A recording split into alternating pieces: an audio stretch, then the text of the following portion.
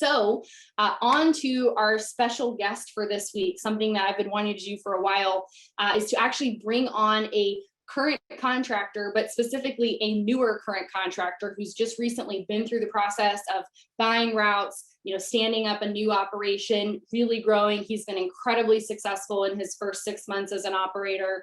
And I wanted to do basically an opportunity for him to tell you a little bit about his story, how he's built the business the way that he has, some of the challenges he's faced, but also the successes that he's seen. And then also a chance for open Q&A to be able to just delve into any questions you have about what it's like to be a new contractor, or for current contractors, what that process has been like for him as you may be thinking about, selling your business. And it's just an exciting opportunity. So I'll bring on Marlon Campbell, who is here with us today. We're so excited to have you, Marlon. So if you don't mind, will you give us just a quick little introduction about your background before FedEx and kind of, what your current situation looks like with FedEx, how many routes you're running? That'd be great. Okay. Yeah, I'm grateful to be here. Thanks a lot. Like I said, you guys definitely played a big role in getting me into this space. My background, I had absolutely zero logistical background at all coming into this. I bought, pretty much I had a startup date of October 19th. So probably about 5 months ago. My background pretty much did 12 years in the military, United States Army, military police. I got out of the military in November of 2012. From there, I became a deputy sheriff. I worked federal law enforcement and then pretty much went back to the sheriff's office. So pretty much I had a law enforcement background with, the trying times and things that coming up. I kind of looked to, venture out of the law enforcement, kind of go into something new. Looked at many different options, found, you guys actually, on the webinar, just like, people are doing right now, paid a little bit of attention, start looking at some areas, found an area, worked with the owner, worked out some real good, pretty much owner financing with it, came in there and basically, here I am now. I mean, like I said, I've been having a great time ever since. I mean, it's some trying times, but, I'm definitely enjoying myself. Awesome. That's awesome. Thanks, Marlon. So, one of the questions I had for you is, as you're thinking about, and first off, let's clarify. So you're all P&D routes, is that correct? Yes, all P&D, and I'm a ground only contractor. So I only work Monday through Friday, which is, it's very minimal now in this space. So my guys work Monday through Friday. I have the ability, like I said, right now to help out other contractors on the weekend because they start dealing with DOT hours and stuff like that. So I do have the ability to run stuff on Saturdays. I normally don't make my guys, don't let them work on Sundays at all, just to make sure we look at the DOT stuff. But yes, I'm a ground only contractor in the P&D. That's awesome. Yeah. And, that as he was saying, that's definitely really rare to see in the space right now. There's a few of you left on that ground only side, but you're still getting the weekends. So those we'll see what happens as that progresses. But, and can you tell us just a little bit about how many trucks you first started out dispatching and how many trucks you're dispatching now? And I'd also love to hear on your territory. Is it, primarily suburban? Is it rural? What's your territory look like? Yeah, pretty much. I started out when I bought in October. I looked actually back just to make sure. I dispatched pretty much my first day 8 routes. That was pretty much the last week to October, I believe. Dispatched 8 routes. That shot up to maybe 13 to 14 during peak. And currently, right now, just this morning, on a Wednesday, which is usually our slower day, I dispatched 19 routes today. Wow. Yeah, that's been so fun to watch your journey too of the growth of the business and the ability to increase too over just such a short amount of time. And as far as rural and stuff like that goes, it's a little bit of mix. I have an urban area, I have a rural area, so it's a good mix. I mean, I have those stem miles definitely do play a big role in some of my stuff. I have one truck literally by itself. He does about 345 miles in one day, and that's just one truck. So I have that truck that does that. Then I have other trucks that do 30 miles. So it's a gigantic area. I mean, some of my stuff, it takes an hour and 20 minutes to get to the first stop. So, it's definitely very dense, rural, it's a mixture of everything. So. That's awesome.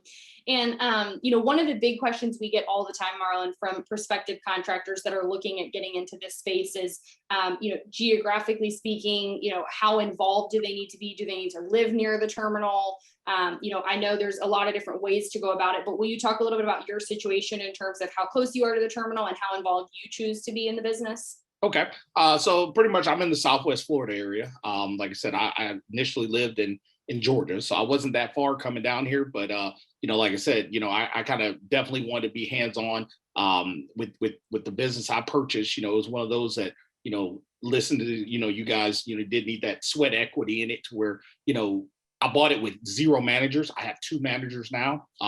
So pretty much I had to learn a lot of this stuff. I had to learn the DRO. I had to learn how to look at the daily service worksheets. And any owner should definitely learn that, because like I said, you never want to be, pretty much in that level to where you get a business contact or BC, decide to up and quit on you, and, you can't do anything. I mean, you're pretty much handicapped, by your business, and you'll see a drastic decline in a lot of stuff if you don't learn that. But, even going through the process with the senior manager interview, you can kind of get a kind of feel of what the senior manager is looking for, as far as, if he's asking questions on, hey, do you plan on being down here a lot? I mean, it's one of those things that you're probably not going to be on the bad leg if you say, yeah, you're going to be down there. Now, don't try to, blow smoke and say, I'll be down here. And then the first couple of weeks you're disappeared. You're not there. I mean, because now you're going to lose a lot of leverage with them. So, I'm down here. I'm here every day.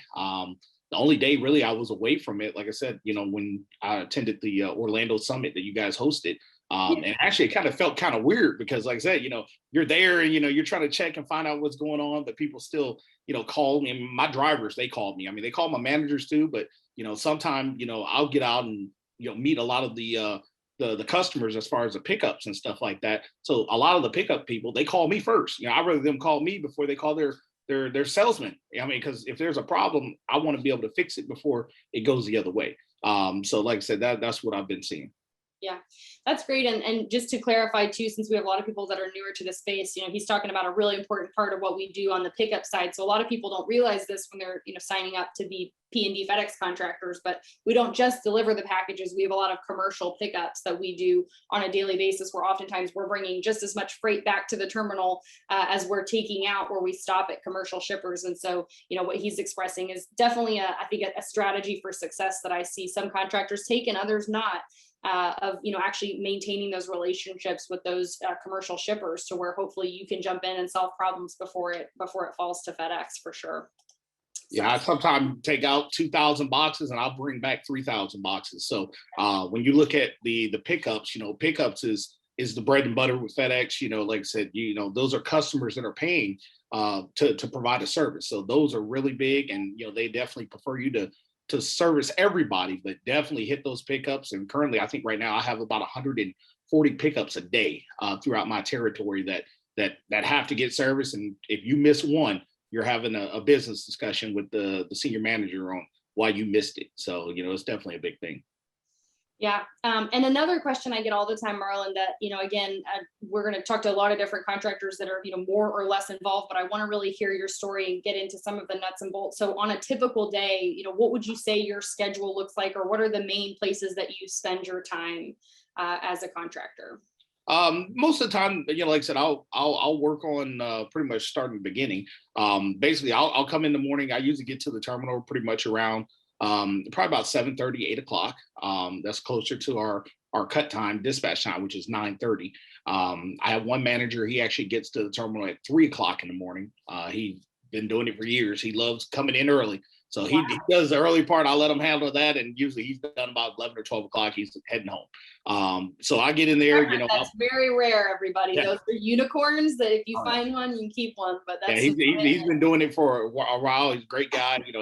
The drivers check all their stuff, but he goes through and he checks all the fluids and everything, so he's already got a quick, pre-check done. So he knows, and he's looking for him to find this stuff, because usually he's found it, fixed it if it can. But he lets the drivers know. So they really appreciate him, doing a lot of that stuff through dispatching, which pretty much, we're waiting for, them to clear the belts and for the drivers to get released and stuff like that.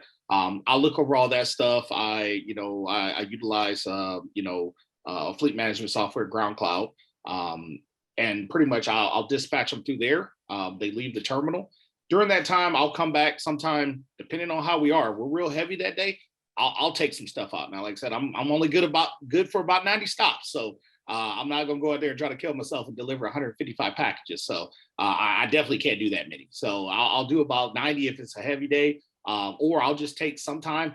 The drivers, they can't fit some of the stuff in their vehicles. So I found it's real easy to say, hey, I know you got a big day. Go ahead and get out of here before dispatch, and I'll run that stuff out to you. Trust me, I'll find them before they get too far, and I'll give them that stuff. And that right there, it helps a lot because it allows them to get out to their area, starts delivering instead of sitting back wasting 20 or 30 minutes for the cut time to hit.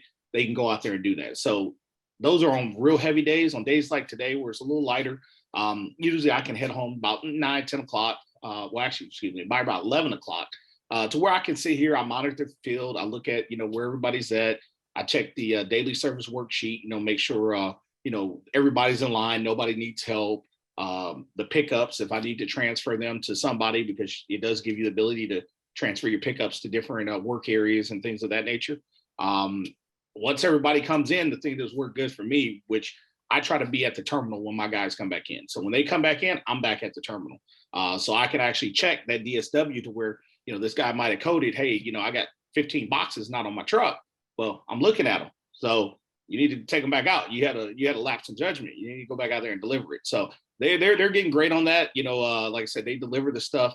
And then from there, I'm usually making it back home around the time the DRO work area time opens up, which is around, 8 o'clock at night, to where I do all the planning, set up the trucks, make sure they're not cubed out, make sure everything fits. DRO kicks me out. Well, kicks usually everybody out around midnight, to a point to where, basically at that time, I'm usually heading to bed, usually probably around midnight. And then I do it all back over again around 7 o'clock in the morning. So that's usually a typical day, Monday through Friday. Like I said, you have some relief because you don't work weekends, for the P&D guys that are overlapped or, HD, kind of feel for them. I mean, that's a 7-day rotation that, they have to do, not saying the AO or the owner has to do, but somebody has to be doing that on a daily rotation usually. Yeah, that's right. You see, and for, just since you're not a 7-day week contractor, we see a lot of kind of structured schedules where you might have a lead manager that really runs point on the weekends, or, I'm sorry, lead driver or kind of an assistant manager. So you see a lot of rotation to try to create coverage for that, but it's a great point. I also have to say, it's so fun, Marlon, getting to hear you speak about the space and, your journey. And we always get to watch people come in, hey, what's this whole FedEx thing and how does it work? And then, hear you use the lingo like, oh, he coded, and, disciplining the drivers and sending them back out on the road with the stops. It's really fun to see that journey. And, and it's also hopefully encouraging and reassuring for a lot of our clients that are here today looking and saying, gosh, I don't know anything about this space, to see how far you've come in 6 months, that, you get the language and can continue to expand. And Kylie, are you hearing audio here? I just want to make sure I'm getting a message. Yep, I'm feeling fine. Okay, thanks. So the other thing I would love to talk about, Marlon, is something we hear so often, and since it's not that far away for you, but obviously it's been a handful of months. But can you think back to stand-up day for us? And which, when I say stand-up day, I mean the actual day you took over operations on the business. And what was that day like for you? Are there any things that kind of were surprises that day, or things that you maybe wish you'd been more prepared for when it actually the switch flipped and you went from being a potential contractor to being a contractor? Yeah, I can think back on it. Like I said, I will say that working with you guys and your team, that definitely played a big role. Like I said, I had everything set up prior to then. There's a lot of stuff that you have to do, but as long as you work it out in a good organized fashion, you'll definitely be good to go by StandUp. That's not something they throw on you. I mean, that's coming up, it's coming up months before. I mean, you might not know the date to 2, maybe 3 weeks prior, but what you kind of have to get up as far as insurance, workman's comp, everything like that. So, you can kind of, plan on working that out. As far as stand-up day, there's really no paperwork that's signed there. I mean, as far as FedEx is concerned, there's no money transfer at that point. That's all done at another location, usually online. You don't have to go anywhere. But as far as FedEx, usually you're just working with the different P&D managers of moving trucks from the old owner to you, looking at your area, getting kind of inclined into the DRO, which is dynamic routing optimization software that we use to move all the trucks around and things like that. And that's one of the big things that you can make your life so much better is to learn DRO. I mean, you learn DRO, instead of moving trucks, because I still see contractors in the morning, unloading all this freight, moving it around, shifting it around. Trucks has tires everywhere. I mean, you can see generally the cube count at night while you're sitting in front of your computer, and you can literally take certain stops and move it on one truck, and you're good. I mean, so once you learn that, it's a lot easier. As far as everything else, as far as the ground only and the home delivery side, like I said, on a Saturday we don't work. So the contractor I bought, we were off. The guys were off. So they didn't meet me technically until they met me the Monday morning, but actually I was, I had to benefit the owner, which you kind of don't see too much. Some don't allow you to come into the business usually prior to. The owner I was buying from, I guess, the drivers knew he was kind of selling. He was upfront with them. And obviously, I kind of already made that connection that, I didn't plan on, decreasing anybody's salary. I didn't plan on freaking moving anybody. Just wanted them to continue business as usual. And basically I had to find, start up with that. I mean, I started up on a Saturday. They met me Monday, for those home delivery ones. I don't know how that might go because, you're starting up on a Saturday and usually you have trucks on the road while you're switching everything over. So you got to make sure you got everything in line for all that. So that's awesome. And one of the other special things, and one of the big reasons I, wanted to make sure everybody got to hear your story. So you did something that not a lot of new contractors do or can do or get to do, and something that you excelled at, which is close right before peak season. We talk to a lot of prospective contractors and say, listen, this isn't for everybody. It might not be for you because peak season can take every pound of flesh along with it. So can you talk a little bit about your experience of standing up right before peak, what that was like, any challenges, any surprises from going through that? Pretty much like I said, I did start up, pretty much as peak season was just ramping up. Schedule K, literally it was going on when I did that. I mean, literally as soon as I signed it, I think I got my Schedule K notification like a week later because it takes about a week to get processed through the system. Listen to you guys of what to do to be successful during peak. Those two things, people and trucks. Prior to startup, I was already in contact with Penske and U-Haul about getting trucks. I mean, it was hard finding stuff, but I was able to get five trucks reserved until the end of December, which was going to help with the influx of vehicles that I needed. People. I started hitting Indeed, doing a lot of recruiting. I'm pretty much a people person. So like I said, I was very good at that. And at one point I had almost like 20 people in the system ready to go. And so I increased my staff tremendously. Right now I have about 24 employees right now. And that's up from 8 from when I bought. And all the guys that I hired from Peak, believe it or not, I have a lot of, prior service military veterans. I mean, I really didn't look for them, but I understand the work ethic that they have. And, I find a lot of them and they've excelled, gave them a second look at things as far as getting out of the military, doing a lot of the structure stuff. This is kind of like the same stuff. It's a lot of structure stuff. As long as you can take the box from the belt, put it on the truck, drop it on the door. I mean, you got to keep it simple for some of these guys. And then, like I said, I've been able to do that and they enjoy it. And like I said, I haven't downsized one bit from Peak. And actually, I'm currently still hiring. I'm still, looking for more employees. I mean, I got to do more of that tonight when I get off and try to hire more people. So the volume has just been tremendous as far as the growth down here. That's awesome. That's right. I got to watch him. He's doing a pitch. You're going to recruit our customers. They're going to be driving for you. He's convincing. So, yeah. Marlon, what would you say for you when you kind of think about the journey? What would you say the best part of being a FedEx contractor is? I mean, it's something. Well, for me, not having logistical experience, it's something new. I mean, but like I said, some people have their ups and downs working as a partner with FedEx, but they expect just pretty much you to service their customers. If you can do that and you keep everything honest and on board with them, I haven't had any problems with my terminal as far as that. Actually, I enjoy. I help out a lot of contractors. That's one thing that prospective contractor or even a current contractor, you don't want to burn bridges with contractors in your terminal. You don't want to steal their drivers. because you never know when you might need drivers. I mean, it's been some days that, I come in and I got my work areas all set up, and all of a sudden my driver ain't feeling well and he don't think he can do it. So I'm able to go to another contractor, say, hey man, you got a driver I can use? And yeah, we got a driver, we'll give him to you. So, you put him, you associate him to your business, and, he can drive for you.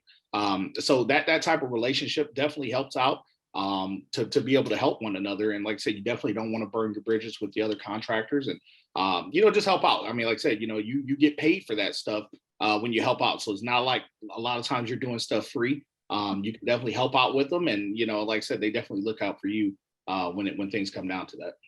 Yeah, that's a great part of it. And and I think that it's one that I don't actually hear people talk about as much, because sometimes it can be siloed, in terminals where, if you don't go in a lot, you don't have those community, those relationships. But I heard you talking even before we started, it sounds like you've really built a good community there in the terminal. And that's really cool to see. So, on the flip side of that, Marlon, what would you say the most challenging part of being a FedEx contractor is? I mean, the challenge is, I mean, you're always constantly, obviously you're worrying about the safety and security of your drivers. Safety as far as, making sure everybody gets back. Like I said, I could even fathom, coming home and not knowing that, my drivers aren't back in yet. Like I said, I constantly check. I mean, I have some that work a little slower than others, but, when they come in, I'm right there waiting on them. So they usually know that I'm at the terminal waiting, making sure, they're good to go. So like I said, definitely the safety, aspect of it. And like I said, you guys touched on it, nobody's perfect. I've had, about 3 accidents already, within my business. And it's just one of those things, you make sure you get out there, you report them, because that's required in your contract.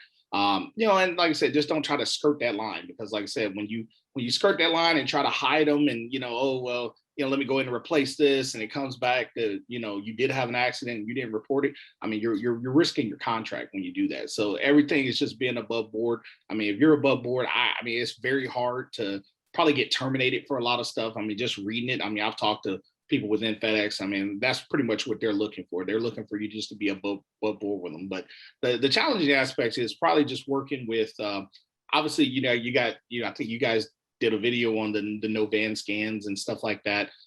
That's one of the challenging things, getting loaders and getting people, because we don't load our trucks. Maybe one day, we'll get some type of settlement to where we can do that. But right at this present time, FedEx provides the loaders that load our truck. And if you're loaded outside, your driver loads the truck. So we trust that, they use a ring scanner to scan the package to the correct route. Well, what happens when you get out there and, you're 2 stops away from being finished, but you have 15 packages, which hopefully you noticed that before then. That burns extra time. Sometimes that creates another hour and a half of workload. The frustration comes from the drivers about packages not being scanned and stuff like that. So that's some of the more challenging things. But like I said, overall for me, I haven't really had a big issue with adapting as far as coming into the space. That's awesome. And so one of my favorite questions is, if you had to go back in time and, look back to when you started this process before you were actually, fully fledged as a contractor, and give yourself a few words of advice, what would you say to yourself before you started all this, Marlon? I'll definitely say go for it. Like I said, I looked at everything under the sun. Like I said, I've mentioned, liquor stores, strip clubs, everything. And like I said, like I told you before, strip clubs and liquor stores, they will survive COVID. So, they'll survive. They're going strong. But, I looked around everything to make sure, hey, this is kind of what I want. And, listen to you guys as far as, another thing that, everybody's ordering, mail order stuff. They're ordering from home. They're not going out. And I mean, right now, I mean, there's no end to that really. And this is the new normal. So, it did look like it was a pretty good space to look at going into and kind of learning from. I definitely say, looking at these videos, it definitely helped me to, succeed as far as during peak, over recruiting and just really reaching out and, being a pivotal part of the organization. Well, thanks for saying that. For the record, I didn't tell him to say that, guys, I promise. So, so my last question, and then we're going to jump into Q&A, Marlon, is all in all, would you do it again? Yes, I would do it again. Right. And I would definitely recommend anybody that's looking. Like I said, I don't get paid for this, but like I said, I would definitely recommend anybody to definitely, talk to you guys, because like I said, you guys are A+ in my book, and you guys are a fun group to hang out with, you know, when we're at some of the road shows. And like I said, you know, it's been great. And like I said, anything I can do to help any prospective contractor, if they got questions, let me know, and I'll help them as much as I can, you know, with that stuff.